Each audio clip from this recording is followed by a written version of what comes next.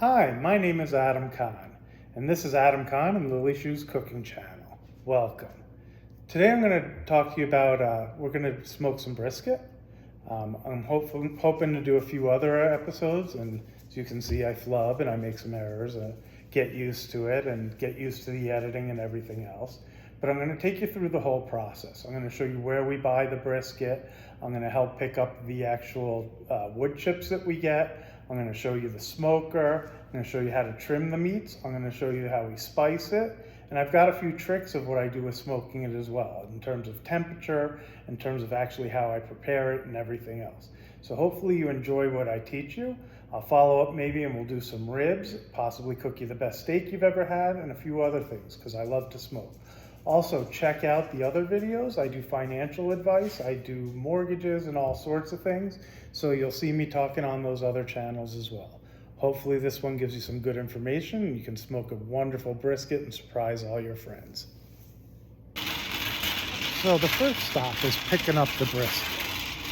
I don't know if you recognize the background. I think it just flashed by. So here we are at Costco in Summerlin, Las Vegas. The reason I come here because I could go to Restaurant Depot, I could order from Cisco or US Foods to be perfectly honest. But they typically have, they have prime brisket here.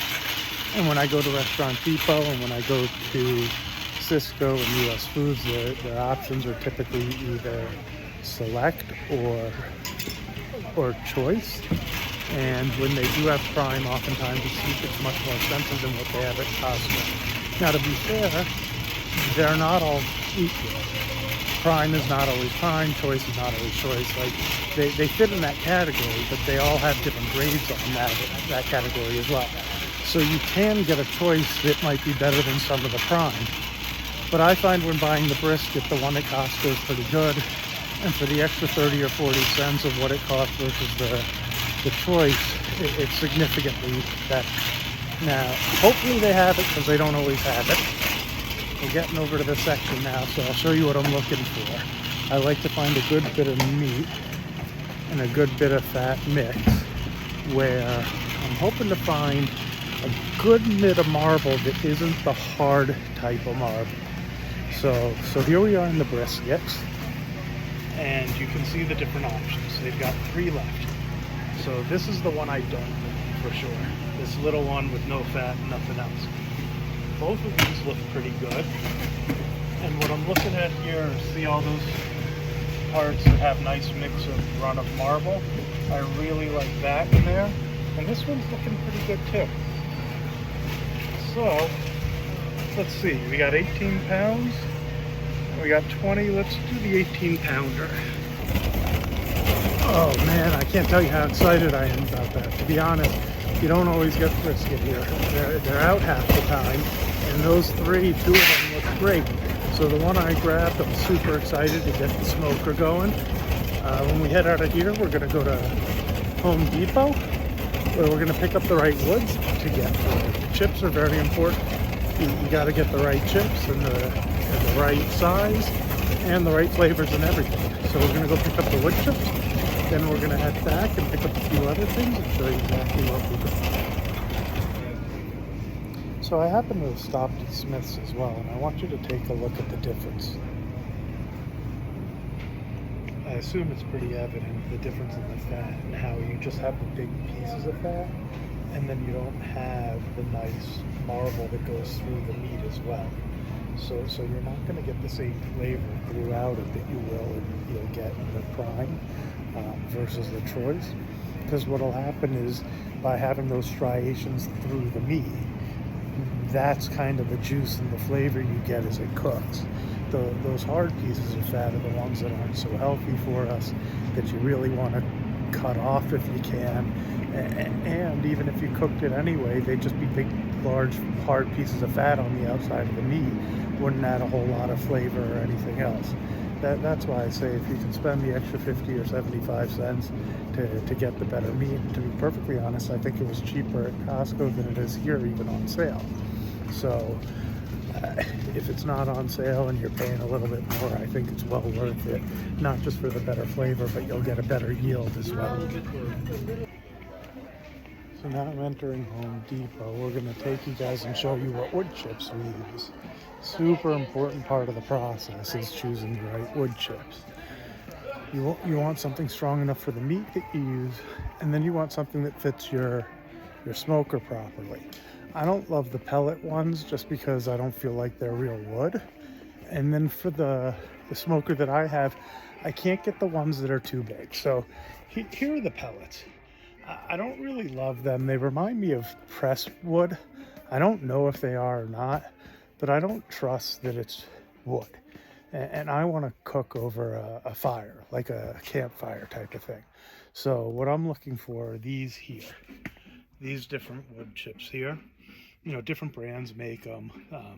These are just fine. I stick with cherry and mesquite for the most part for what we're cooking today. There are times I switch to apple and things like that. The mesquite and cherry give a nice heavy flavor. And then you also have these wood chips too, which are good if they fit into your smoker. But you need to make sure you have a big enough smoker for them to fit into those. I don't get the flavored ones or the ones that have, like, there's ones with paprika and things like that, but I want my meats to taste the way they're supposed to and not from the flavors like that with a smokiness to them. So real wood, small enough to fit in the smoker, and then I'm going to repeat this a few times. I don't soak them in water. And I don't soak them in water because what I find is if I want a nice smoke, I want the smoke to come out. And if you put them in the water, it kind of diminishes how much smoke you're going to get. And I can get a nice smoky flavor really fast if I don't add it.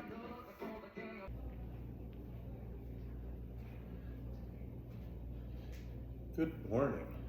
So, here you are with Cooking with Adam Kahn and Lily Shue. I'm going to smoke this brisket for you and give you the best tasting smoked brisket I think you've ever had and show you how simple it is. I've got everything I need in front of me. I'm only going to use one of these. If you're on the East Coast or something, I would pick up some apple cider or something. Out here in Vegas, it's hard to come by, so like a Smith's or Albertsons, you pick up. Sometimes I use the apple cider, which is pretty more traditional, and sometimes I use a little bit of peach juice when I do it, and I'll show you exactly what I did, when I added, how I added it towards the end, because that's pretty cool. And then I just have a little salt and pepper, my wood chips, my brisket, no other ingredients, and I'll show you all in there.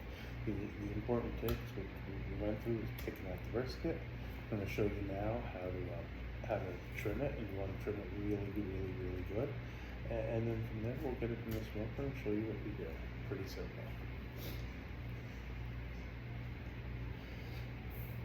So trimming is super important. I'm going to show you a few slices of how I trim and show you where so you see it. You want to come in and you want to remove as much as possible. I mean, really, you want to go in and dig around and move all of it without cutting the meat. So you come in and you do thin slices like this until you get some meat with it, and you just kind of keep going and going and going until you got as much fat as possible. And what I do, I get a nice sharp knife, I'll even dig inside, I'll pull it apart. I don't take the end cap off. I know some people do to get the burnt ends, but I want to get one whole piece. You see, this is all fat free. I also put a little trick I do, I put a little saran wrap down. It helps me with the wrapping stuff off, and that's why I just drop it. But I know you're not going to want to watch me cut for over a half hour while I trim. So I'm going to turn you guys off. I'm going to continue trimming, and then I'll show you what it looks like at the end and how much I've taken off. So as you can see, we took out a good bit of the fat and trimmed it nice and clean. See, kind of tough in there between the end cap and the main piece, the flat. So, but now it's much cleaner and a lot less fat. We'll put some salt and pepper on, which why don't I do that right now so you can see. Won't need a whole lot of that either, because I'd rather it set up where people can add it at the end if they want, and the smoke and the meat flavor of its own is really what we're going to get in there. I don't want to put none on. This doesn't shake out all that fast, and we'll make sure we get a little bit in between the pieces. And this you want to be real careful in there because really this is some of the best piece on the entire thing. And I hate to cut the meat and not the fat. So I tried to be real careful and just get the fat. But to be fair, there's a ton in there, which is why you have to kind of dig in and make sure to get it.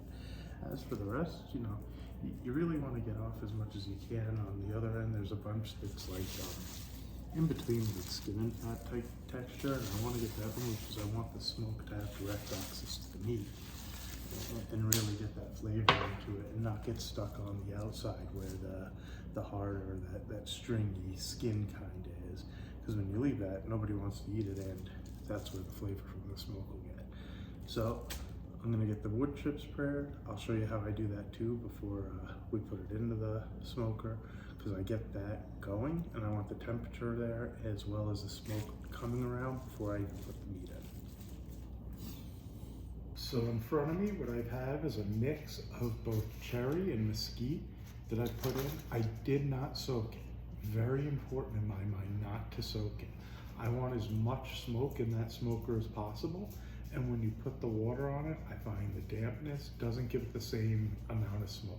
I'm not too worried about duration. What I find is if I can get a good amount of smoke in the first 2 or 3 hours, that really does enough. And then by just having a medium amount of smoke the rest of the time, it'll continue to cook. So really simple. I assume most of you have a smoker. I use a real basic one. You put water in here, you put the chips in there, you light the fire on the bottom. This is why I don't think I need to soak it. This will help to keep the meat moist while it cooks. So I'm gonna go put this in the smoker and get it started. And we give it a good half hour or so to try to really fill up that cage before putting the meat in. So I'll put the water in, I'll put the chips in, I'll get the fire going, and then I'll come back and we'll go from there. So all we're doing now is just waiting for the smoker to fill up with smoke. One trick I do is I try to keep it at a lower temperature than most. I tend to have the temperature between 180 and 210. They even have, I'll show you on the thermometer, they have a blacked out part that probably starts around 200 or so up to, I think, about 280, which is its optimal range. But I find with a brisket, if I give it a good 18 to 20 hours at a lower temperature, it really comes out better. And then one advantage of that is for 18 or 20 hours, I get to tell my wife I'm busy cooking, oh my God, I'm doing all sorts of things, and oh, I can't be bothered.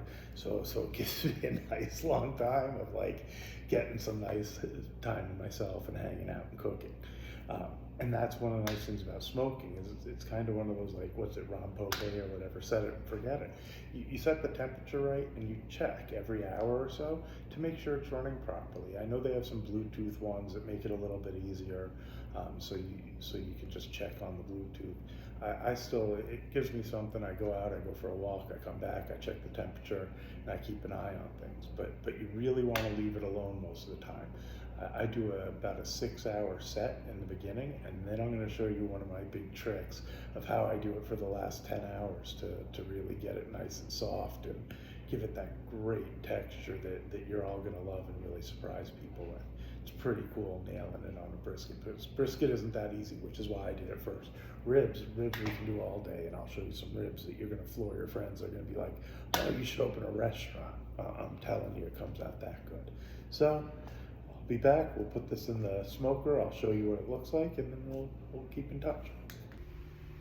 Okay, so I'm going to show you something I'm a little uptight with, which maybe not, whoa, goofball. I'm going to let that play just to show what an idiot I am and put that on YouTube for you guys. Anyway, to show you how uptight I am about the smoker, I want you to see a couple. See how there isn't a whole lot of smoke billowing out anymore? So I'm going to come show you the camera and show you what I'm looking at to show there's still smoke going through. So we're okay, but we're 2 hours into it. The smoke is coming down a bit. We don't have quite as much. So what I do is I create this little area so that let me make sure it's on there. See the tin foil and some rocks I put in there to protect it? Well, part of that's I live in the desert, so I want to make sure that I'm not causing an issue. Let me get the sunlight out of your way. I'm not causing an issue with maybe making a fire or something else. But where I get uptight is I get rid of all of the wood chips and use them because I don't want dirty ones. You know, like anything else, I want good, clean stuff cooking my food. And I know it's a waste, like I said. But I'll get rid of these. Look, I hope my earphone's still working because it fell out. I love them too. And we're going to do a nice 50-50 mix again of the hickory and the cherry wood to keep it going. So, again, we're about 2 hours into it. Noticing as you can, I don't know if you can see, but I'll show a close-up, that the other wood is really sharp. So we mix this in, you don't need a whole lot since we've gotten a good smoke already. And all we have to do is put the little chamber back in with the fresh wood.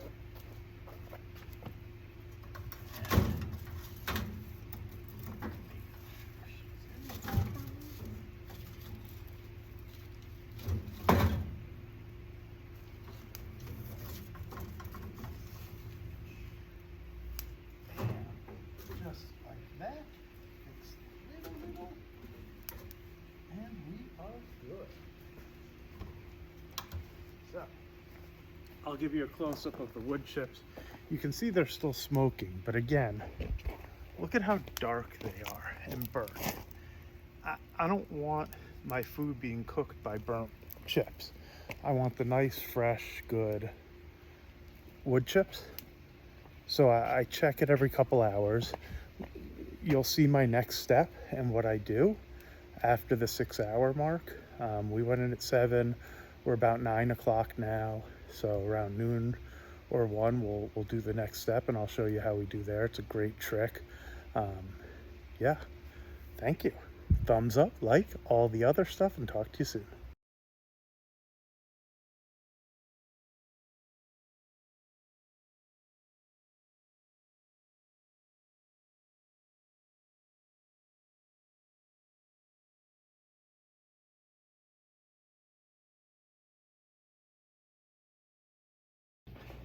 Oh man, I'm so excited. Let me show you.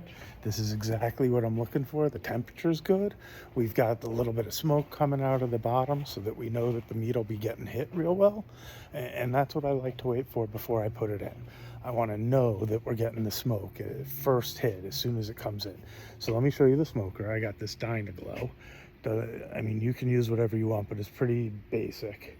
And this is what I was saying about the thermometer. Now see I have the temperature 200. As we go along, I'll probably even drop that down a little bit, maybe get around 180. So, but here's what I'm looking for before you put in. It's not a ton, but you see how the smoke is coming out and it's already beginning to go into the chamber and get everything in there. So from my end, that's what I'm looking for in terms of when I want to put the meat in.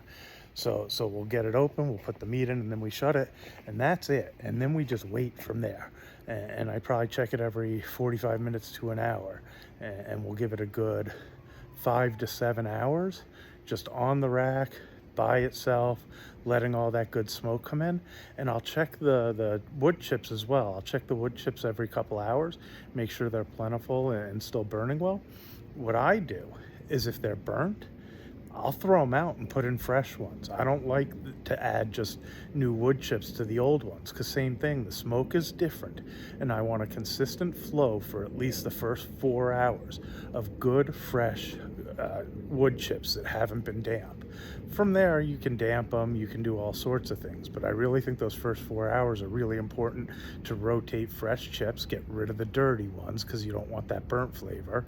Throw out the old, in with the new. I tend to put a little bit of tin foil with some chips on it so that I can just toss the one underneath, put in the new one, and keep going with the heat and not change things too much. Because I don't like to mess with the meat too much. Once it's down, I want to leave it alone. So I'm gonna go in, I'm gonna get the meat, we'll put it in the smoker, go from there. All right, I'm back. I've showered, I've changed. I hope you still recognize me. but I'm going to show you the biggest trick of them all. I can't believe I'm about to show you guys this because it's such a great secret I came up with. I haven't seen anybody else do this, and it's awesome. So here we go. The brisket's been cooking for about 6 hours. It's now 12:45, and I put it around 7 this morning. As you saw, I got that billowing smoke. I got it really well smoked. And here's what we're gonna do. I've prepared some tin foil and a little bit of saran wrap on top of it. I know that's gonna seal it, I get it. But what we're gonna do is we're gonna add a little liquid. So you pull up the edges all around it, so when the liquid gets around, it doesn't spill all over the table, right? I have this apple juice. Again, if you're on the East Coast, one of the things I mentioned, get better, like real apple cider. The better you use for each ingredient, the better all the way through. So what I'm gonna do is I'm gonna add this with the meat. It does two things. It helps to give it flavor, but it also helps keep it moisturized. And then by wrapping it and sealing it in there, I'm gonna let it all cook in its own juices along with the apple juice. Now, feel free to add some carrots or some celery or things like that if you like. It's not what I want to do, but this seems to work unbelievably well. And then maybe like a third to a half a bottle here. The reason I do the saran wrap is mainly if you just do tin foil, odds are. So now, after an episode of seeing Bloodsport with my family, spending a day, we've got about 16 hours in the smoker that we did, and I can tell you just from taking it out, the way that it like almost was falling apart when I was putting it onto the cutting board.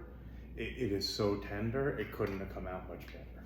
So I'm gonna take a slice, cut it in half so you guys can see it. I'll bring the camera over, show you the middle, and then I've got some of the Hawaiian rolls. We'll put a tiny bit of barbecue sauce on it. Let my wife try it and see what her reaction is like. But oh my God, you can see, look at how I'm cutting it, how it's almost jiggling because it's just so soft and tender. Great ring too. You got a nice red right along the outside here, all along. Looks great. Bring this over so you guys can see how wonderful the brisket came out. And this is why I like leaving both the cap and the flat together, is you get the whole center that you would get. This is what ends up being used for the burnt ends, but I like having the meat together. So let me bring the camera over, show you guys the center. We'll cut a few pieces, make a couple sandwiches, take some pictures for everybody. But I think you're getting to see how great it came out and how easy that was. I mean, it's a long day, but unbelievably tender.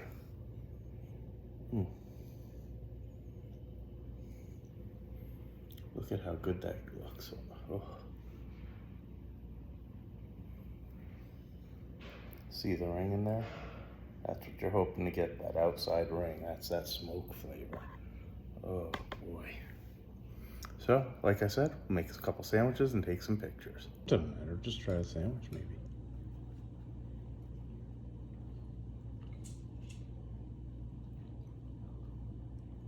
Yeah.